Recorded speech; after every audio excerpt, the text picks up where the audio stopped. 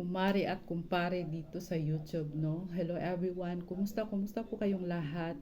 So, it's been a long time, no, nung last upload ko. So, I think that was the last upload. I remember, I think that was last December. So, mga 7 months ago na yata.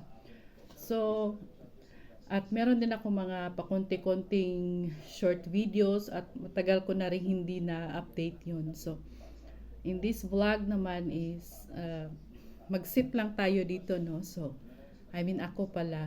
So, mag-ano lang ako dito tapos mag-check ka ng konti. So, kumusta na nga ba yung life namin dito after a few months from my last upload? Kasi hindi na ako nagla-live.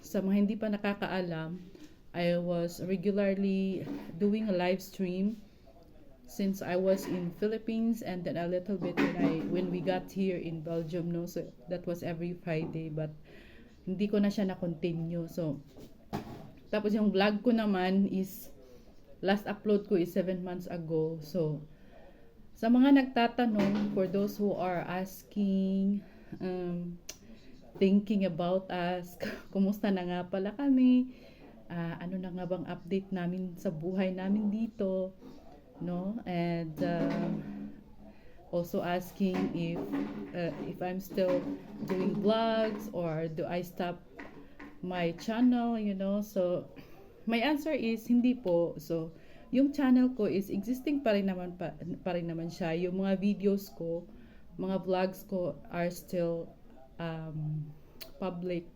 and mga live streams ko are still there, available to watch. So hindi naman. So my channel is still there, and the only problem is I just can't upload as often as I had before. But now I will really do my best, no? Hindi man very often, hindi man ganun kadalas tulad ng dati, but from time to time I'll try my best. So kumusta na nga pala kami sa mga nakalipas na buwan? Kumusta na yung buhay namin? So ito yung topic natin today. So from last December, my baby was, our son is like 5 months.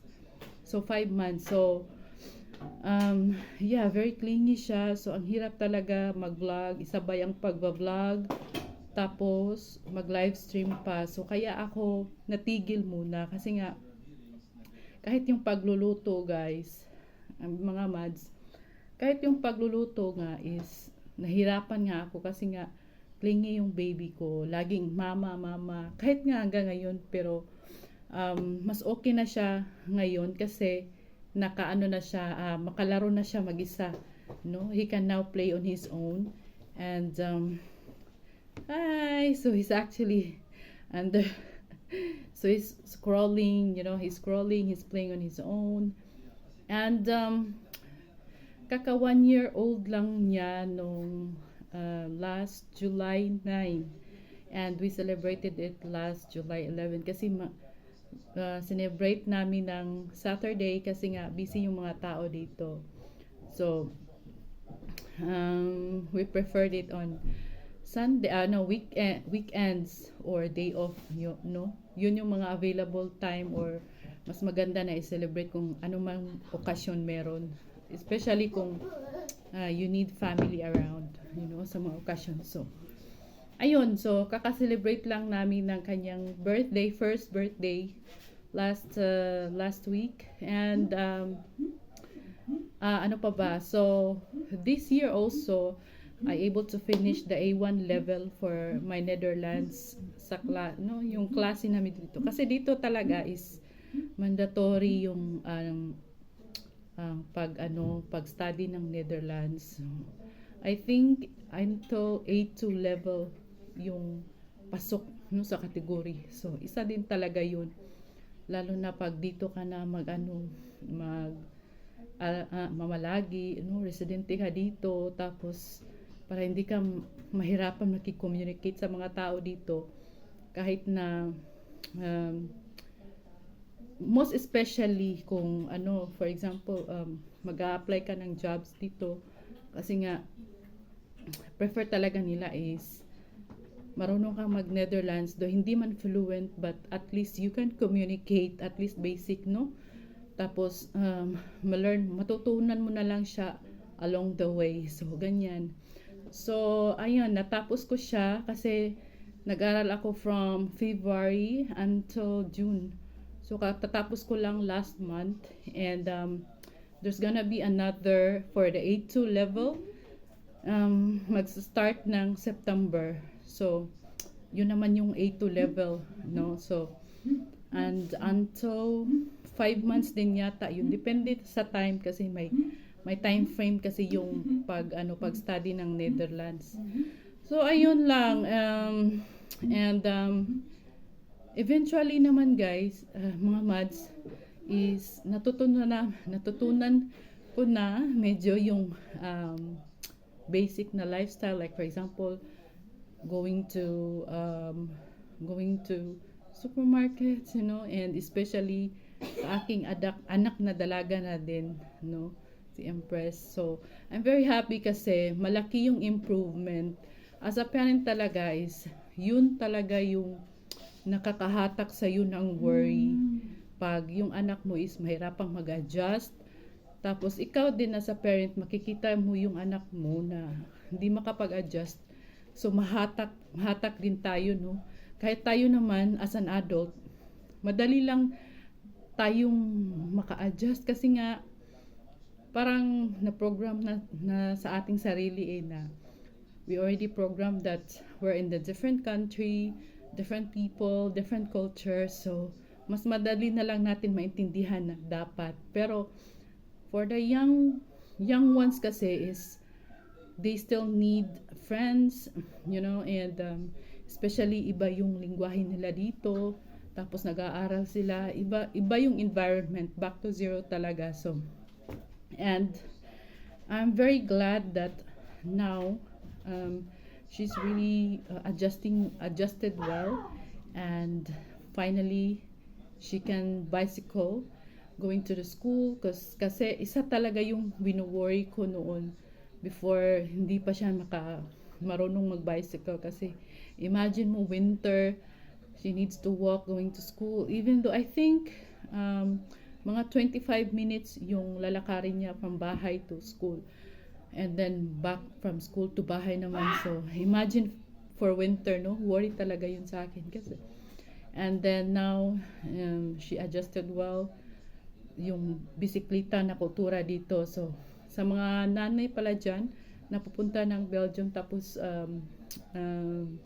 kasama yung mga anak nila, mas maigi na ipapractice yung mga anak ninyo na magbisikleta kasi apaka-importante kasi sa some of the school activities, they involve bicycling, like going to the park, and kung yung anak mo hindi marunong magbisikleta, talagang maiiwan siya sa activity na yun.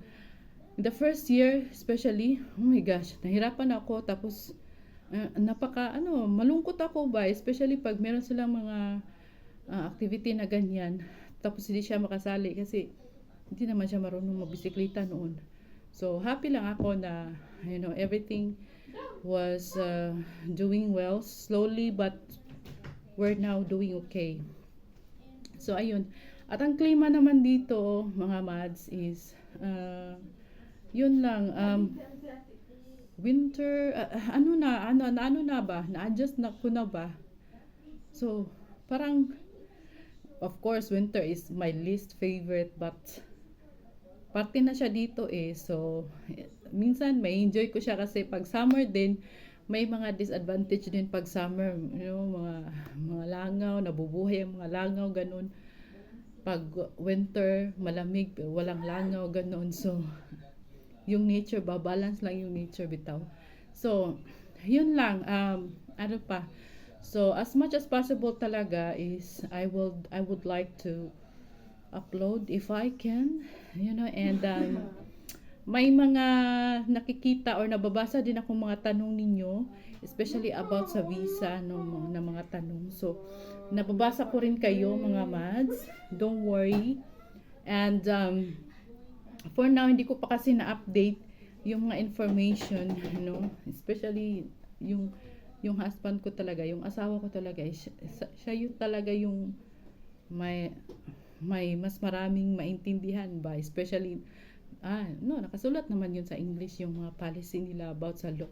So, my advice na lang talaga is you should go to the official website of their embassy, and nakasulat naman doon, and they're using very simple English for us to understand yung mga category at mga requirements, ganun. So, ang importante lang doon is maintindihan nyo ng maigi yung mga checklists ng mga needs, mga requirements, yun lang.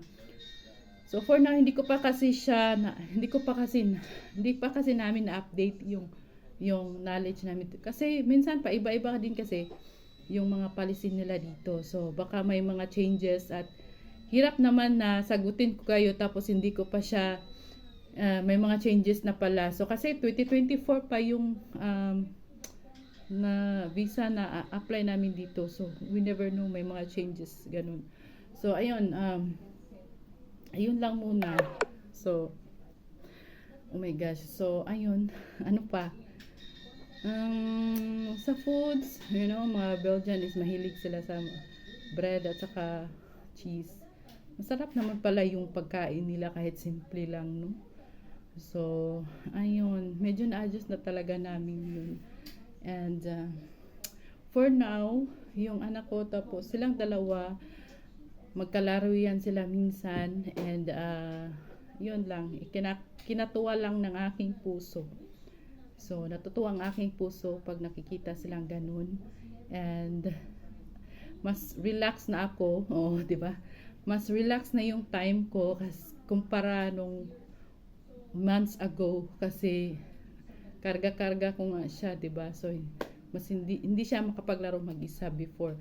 So ngayon is makapaglaro na siya ng mag-isa. So ayun lang, ano pa. So ayun, ito lang muna. So cellphone kasi yung gamit ko, at saka malulubat na din siya. So ayun. So if you have any more questions, but regardless about the visa stuff, yun lang muna. Punta lang muna kayo sa official website nila ng embassy, tapos basahin nyo lang kung saan kayo category belong, tapos yung mga requirements. Dapat lang doon is kumpleto yung requirements na i-submit mo. So salamat nga pala sa mga nagtatanong. Nagtatanong kung okay lang ba kami. So we feel you. We hear you, we read you. Thank you po. And I hope hindi po ito last na vlog na pinapanood nyo mula sa aking channel, kasi little by little itatry kong magbalik uli. So ayun lang muna, konting kumustahan lang, at saka magbigyan na lang kayo ng like sa aking video para maka-help siya to boost my channel, di ba? Alam nyo naman yun. So ayun lang. So thank you so much po.